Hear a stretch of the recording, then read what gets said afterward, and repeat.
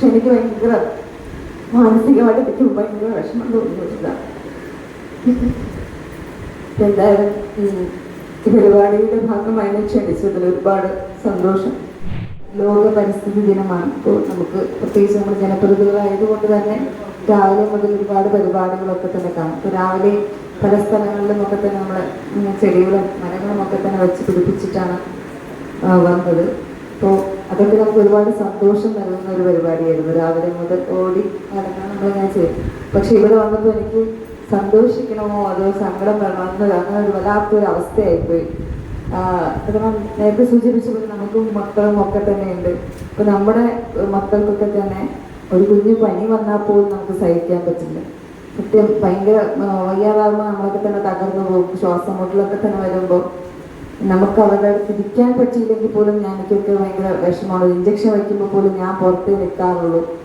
എനിക്ക് വേദന കൊണ്ട് വിളിക്കുന്നത് കാണാൻ പറ്റില്ല. അപ്പോൾ ഞാൻ എപ്പോഴും ഹസ്ബൻഡിൻ്റെ കയ്യിൽ കൊടുത്തിട്ട് പുറത്താണ് നിൽക്കുന്നത്. അപ്പോൾ അതുപോലും സഹിക്കാൻ പറ്റുന്നില്ല. അപ്പോൾ ഇത്രയും ഞാനത് പറഞ്ഞ് നിങ്ങളെ കൂടുതൽ വിഷമിപ്പിക്കുന്നില്ല.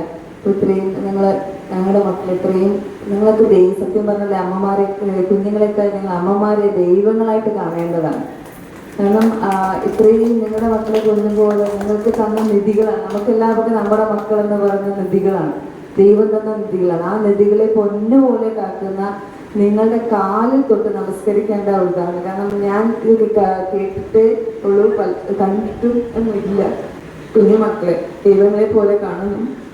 അവർക്ക് ജീവിതത്തിൽ നല്ല വിജയം ഉണ്ടാകട്ടെ. സമൂഹത്തിന് മാതൃകയായി വളർന്നു വരാൻ അവർക്ക് സാധിക്കട്ടെ.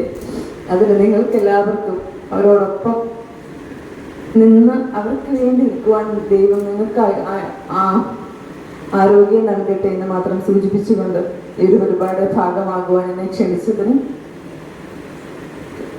ഒരുപാട് നന്ദി പറഞ്ഞു. ഈ പരിപാടി ഉദ്ഘാടനം ചെയ്തപ്പോൾ